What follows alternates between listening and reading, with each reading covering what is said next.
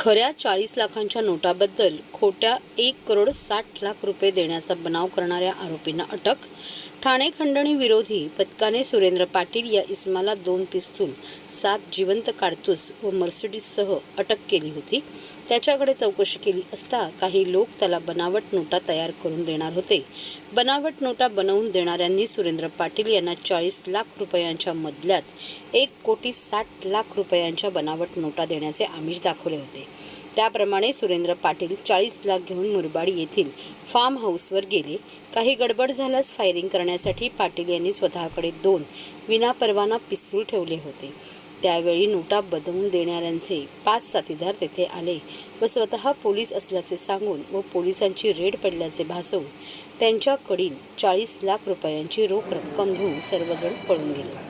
या गुन्ह्याच्या संदर्भात पोलीस उपायुक्त गुन्हे शिवराज पाटील, सहाय्यक पोलीस आयुक्त राजकुमार डोंगरे यांच्या मार्गदर्शनाखाली खंडणी विरोधी पथकाचे वरिष्ठ पोलीस निरीक्षक शेखर बागडे, सहाय्यक पोलीस निरीक्षक श्रीकृष्ण गोरे, भूषण कापडनीस, पोलीस उपनिरीक्षक विजयकुमार राठोड, सहाय्यक पोलीस उपनिरीक्षक सुभाष तावडे, कल्याण ढोकणे, संजय बाबर व पथक यांनी पोलीस तपास सुरू करून भिवंडीवाडा परिसरातून त्याच दिवशी 4 आरोपींना अटक केली. स्वप्नील जाधव, आदेश मोतीराम भोईर, सचिन जाधव, अक्षय गायकवाड अशी त्यांची नावं असून त्यांच्याकडून 14,35,000 रुपये रोख रक्कम हस्तगत केली.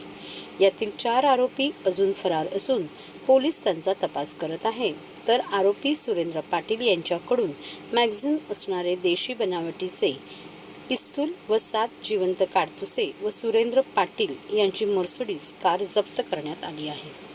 ठाणे पोलीस आयुक्तालयामधील गुन्हे शाखेमधील खंडणी विरोधी पथकचे वरिष्ठ पोलीस निरीक्षक शेखर बागडे आणि त्यांच्या टीममध्ये API गोरे, API कापडनीस, PSI राठोड आणि त्यांची पूर्ण टीम, त्यांना एक इन्फॉर्मेशन होती की डोंबिवलीच्या हद्दीमध्ये एका ठिकाणी वेपन घेऊन एक व्यक्ती येणार आहे. त्या अनुषंगाने त्यांनी ट्रॅप आयोजित केला.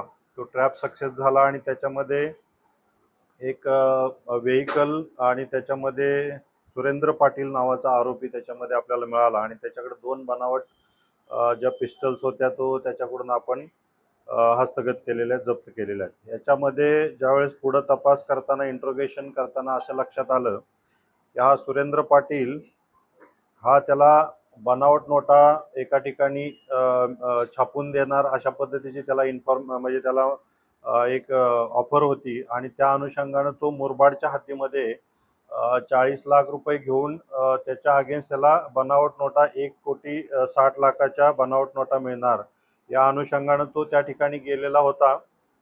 परंतु त्या ठिकाणी एका त्या मुरबाडला एक फार्म हाऊस आहे, त्या ठिकाणी ते पैसे मिळतील असं त्याला सांगण्यात आलं होतं. पण तिथं जायच्या अगोदरच पोलीस असल्याचा भास करून बनावट पोलीस बनून त्यांनी या ठिकाणी जे याच्याकडे 40 लाख रुपये होते, हे 40 लाख रुपये याच्याकडून ती जवळजवळ 8 लोक होती, यांनी ते 40 लाख रुपये ह्याच्याकडून घेऊन पसार झाले. त्याच्यानंतर तो मुरबाडमधून आल्यानंतर आपल्याला हा डोंबिवलीच्या हद्दीमध्ये हा आपल्याला मिळालेला आहे. त्याच्याकडे 2 पिस्टल जप्त आहेत. तर याच्यामध्ये जो काही त्याला पैसे देण्याचा आणि ऑफर करण्यात आली होती, हे त्याचं डोंबिवलीमधलं ऑफिस असल्यामुळे त्याला आपण मानपाडामध्ये एक आर्म्स ॲक्ट खाली त्याच्या विरुद्ध एक गुन्हा दाखल करण्यात आलेला आहे. त्याच्याकडे जो 2 पिस्टल मिळाली, मानपाडा पोलीस स्टेशनमध्ये आर्म्स ॲक्ट खाली गुन्हा दाखल करण्यात आलेला आहे. तसाच याच्यामध्ये ह्याला जे चिटिंग करण्यात आलं याच्या अनुषंगानं दुसरा गुन्हा मानपाडामध्ये आपण रजिस्टर केलेला आहे आणि त्याच्यामध्ये आपण 4 आरोपी अरेस्ट केलेले आहेत आणि त्या 40 लाख रुपये जे त्याच्याकडून घेण्यात आलेले होते चिटिंग करून, त्याच्यामधले जवळजवळ 14 लाख रुपये आपण हस्तगत केलेले आहेत खंडणी विरोधी पथकानं. त्याच्यामध्ये सुरुवातीला आर्म्स ॲक्ट गुन्हा दाखल झाल्यानंतर ही माहिती रिव्हील झाल्यानंतर अतिशय उत्कृष्ट असा त्याचा तपास करत हे जे 8 लोकांनी याच्याकडून जे 40 लाख रुपये घेऊन पसार झाले होते, त्याच्यातील अतिशय टेक्निकल असेल किंवा त्यांची गोपनीय माहिती काढून अतिशय उत्कृष्टरित्या वरिष्ठ पोलीस निरीक्षक शेखर बागडे यांच्या नेतृत्वाखाली हे आपण 14 लाख हस्तगत केलेले आहेत. त्याच्यामध्ये 4 आरोपी अरेस्ट केलेले आहेत आणि अजूनही 4 आरोपी त्याच्यामध्ये पसार आहेत. ते आपण अरेस्ट केल्यानंतर बाकीचा जो मुद्देमाल याच्यामध्ये जवळजवळ राहिलेल्या 40 लाख रक्कम आहे, 40 लाख रकमेपैकी बाकीची रक्कम ही आपण त्याच्यामध्ये हस्तगत करू. अतिशय उत्कृष्ट कामगिरी खंडणी विरोधी पथकानं या ठिकाणी केलेली आहे. पुढेही तपास चालू आहे आणि याच्याकडे जो पहिला गुन्हा दाखल झाला आर्म्स ॲक्ट खाली, याच्याकडे 2 आपण वेपन हस्तगत केलेले आहेत. आणखीनही याच्याकडे अशा पद्धतीचे काही वेपन आहेत किंवा याची काय अगोदरची पार्श्वभूमी आहे, अशा पद्धतीनं तपास चालू आहे. ही माहिती सांगण्यात आली होती, तर त्या ठिकाणी केपी फार्म हाऊस म्हणून जो मुरबाडमध्ये आहे त्या ठिकाणी त्याला छापून देणार अशा पद्धतीची त्याला सांगण्यात आलेलं होतं आणि त्या अनुषंगानं मग तो त्या ठिकाणी गेला होता. त्या ठिकाणी याच्यामध्ये डोंबिवली इथं येऊन त्यांनी कशा पद्धतीने नोटा छापणार, कशा पद्धतीच्या आहेत ते त्यांना सांगण्यात आलं होतं. तपास चालू आहे. याच्यामध्ये अशा पद्धतीचं काय आरोपींनी या ठिकाणी आणखीनही कुठल्या पद्धतीच्या म्हणजे बनावट नोटा छापलेल्या आहेत किंवा आणखीन लोकांना अशा पद्धतीने चिटिंग केलेलं आहे का, याचा तपास आपण करत आहोत. पोलीस रिटायर किंवा अशा पद्धतीचे कोण नाही. जे बनावटीकरण करतात, पोलीस असल्याचा भास दाखवून हे असे गुन्हेगार स्वरूपाचेच लोक आहेत. पाटीलचा आता आपण ज्या पद्धतीनं यामध्ये त्याच्याकडे वेपन आढळलेले आहेत, त्याला आपण त्याच्यामध्ये अरेस्टही केलेला आहे आणि त्याला बनावट नोटा तो घेणार होता अशा पद्धतीची पार्श्वभूमी आणि जुनेही काही त्याच्यावरती गुन्हे दाखल आहेत अशी माहिती मिळत आहे. म्हणजे पैशाचा पाऊस पाडणार अशा पद्धतीचं हे काहीतरी माहिती घेऊन त्याच्यामध्येही त्यानं काहीतरी पैसे इन्व्हेस्ट केले होते आणि त्याच्यामध्ये त्याची फसवणूक झालेली आहे. अशा स्वरूपाचं जे काही मागचेही काही गुन्हे आहेत त्याचाही आपण अभ्यास करून याच्यामध्ये आपण कारवाई करणार आहोत. याच्याकडे आता आपल्याकडे जे सापडलेले आहेत पिस्टल 2 बनावट, त्याचाही तपास चालू आहे की त्यांनी कोणाकडून घेतले होते आणि त्या अनुषंगानेही पुढे तपास झाल्यानंतर याच्यामध्ये आरोपी निष्पन्न करण्यात येईल. स्वरूपामध्ये यामध्ये बनावट नोटा कुठल्याही पद्धतीने या मार्केटमध्ये चालत नाहीत किंवा आता बऱ्याच इन्स्टिट्यूशन असतील, कुठल्याही याच्यामध्ये बनावट नोटा तपासण्याचा आणि माहिती कशा पद्धतीच्या बनावट नोटा ही माहिती आहे सगळ्यांना. तर अशा पद्धतीच्या ह्या बनावट नोटेच्या आमिषाला बळी पडणं किंवा अशा पद्धतीची आपली फसवणुकी होऊ शकते हे लोकांनी लक्षात घ्यावं आणि असला कुठलाही इझी मनीच्या पाठीमागे न लागता आपले जे काही रेग्युलर श्रम आणि मेहनतीने जे पैसे मिळतात त्याच्यावरती लोकांनी विश्वास ठेवावा.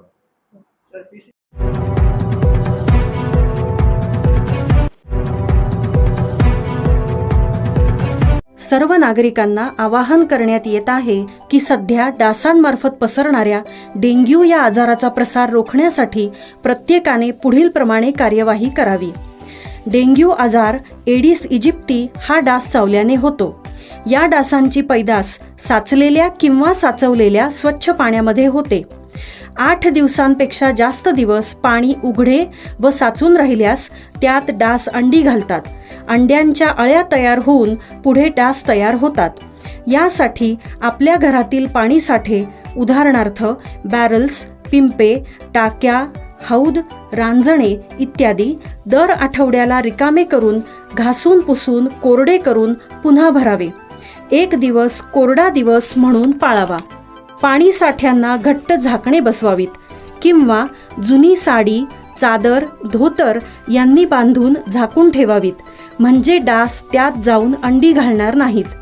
घराच्या गच्चीवर, आजूबाजूला, अंगणात कोठेही पाणी साचू देऊ नये. भंगार सामान उघड्यावर टाकू नये. उदाहरणार्थ टायर्स, प्लास्टिक सामान, कुंड्या, टाकाऊ वस्तू इत्यादी. अशा सामानात पावसाचे पाणी साठून त्यात डेंग्यूच्या डासांची पैदास होते.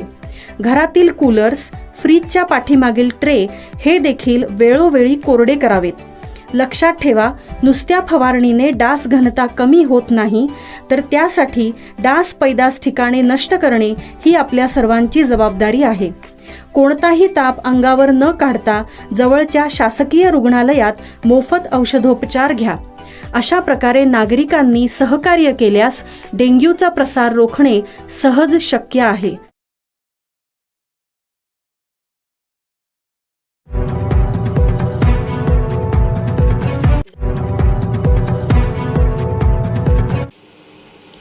सत्यशोधक दिंडीतून दिला समानतेचा संदेश. महात्मा ज्योतिराव फुले यांनी स्थापन केलेल्या सत्यशोधक समाजाला 150 वर्ष पूर्ण झाल्याच्या प्रीत्यर्थ ठाण्यात सत्यशोधक दिंडीचे आयोजन करण्यात आले होते.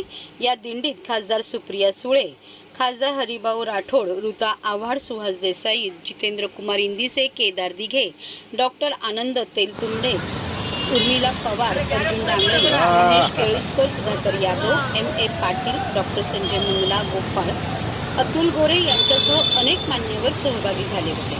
दरम्यान या रॅलीच्या समारोपानंतर झालेल्या कार्यक्रमात ज्येष्ठ विचारवंत अब्दुल कादर मुकादम यांचा फुले पगडी घालून सन्मान करण्यात आला. महात्मा ज्योतिबा फुले यांनी स्थापन केलेल्या सत्यशोधक समाजाच्या स्थापनेस 2023 मध्ये 150 वर्ष पूर्ण होत आहे. 28 नोव्हेंबर रोजी महात्मा ज्योतिबा फुले स्मृती दिन आहे. या दिवसाच्या पूर्वसंध्येला सत्यशोधक दिंडी काढण्यात आली. ठाणे शहर व जिल्ह्यात तसेच मुंबई आणि नवी मुंबईतील विविध क्षेत्रात कार्यरत असणाऱ्या सामाजिक संस्था, महिला व कामगार संघटनेच्या वतीने डॉक्टर प्रज्ञा दया पवार, जगदीश खैरालिया, वंदना शिंदे, मुक्ता श्रीनिवास, निर्मला पवार, संजय भालेराव आदींनी पुढाकार घेऊन सत्यशोधक विचार संवर्धन समिती ठाणे स्थापन करून भगवती मैदान, विष्णुनगर नौपाडा ते गोदूताई परुळेकर उद्यान, गणेशवाडी, ठाणे महानगरपालिकेजवळ अशी दिंडी काढण्यात आली. दिंडी सहभागी सत्यशोधकांनी हातामध्ये सामाजिक लढ्यातील कर्मवीर भाऊराव पाटील, पंजाबराव देशमुख, प्रबोधनकार ठाकरे, सावित्रीबाई फुले, फातिमा शेख आदी अग्रणींची छायाचित्रे तसेच त्यांचे विचार दर्शवणारी फलक हाती घेतले होते. ताई पवारांच्या प्रयत्नातून हे अतिशय उत्तम कार्यक्रम ही दिंडी त्यांनी काढली आहे. त्यांना शुभेच्छा देण्यासाठी आम्ही सगळे आलेलो आहोत.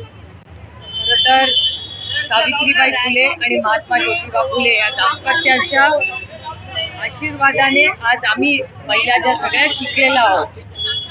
आम्हाला छत्रपती शाहू फुले आंबेडकरांचा वैचारिक वारसा घेऊन आम्ही सगळेच काम करायचा प्रयत्न करत असतो. आणि आज समाजात या दिंडीची, या समानतेची, या सगळ्या विचाराची खूप मोठी गरज आहे. आणि मी ज्या कुटुंबातून येते तिथे माझे आजी आजोबा शारदाबाई पवार आणि गोविंदराव पवार त्यांची सगळ्या आमच्यावर जे संस्कार झाले ते या सत्यशोधक समाजाचे आहे, विचार आहे. त्याच्यामुळे मला आनंद वाटतो आणि प्रज्ञाताईंचे मनपूर्वक आभार मानते की त्यांनी हा उपक्रम केला आणि आम्हाला सगळ्यांना ह्याच्यात सहभागी होण्यासाठी बोलवलं.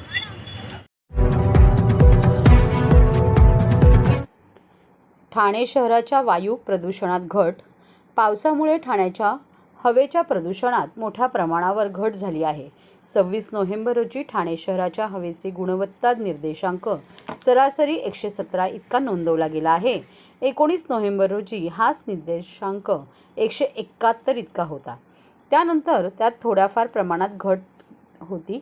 रविवारी पडलेल्या पावसाने हे प्रमाण कमी झाले असून हवेचा गुणवत्ता निर्देशांक सुधारला आहे. 3 हातनाका केंद्राच्या अंतर्गत दिवाळीच्या दिवसात हवेचा निर्देशांक हा सुमारे 170 इतका नोंदवला गेला होता. ठाणे शहराचे मध्यवर्ती ठिकाण म्हणून नौपाडा, गोखले रोड, रामारुती रोड आदी परिसराचा समावेश येतो.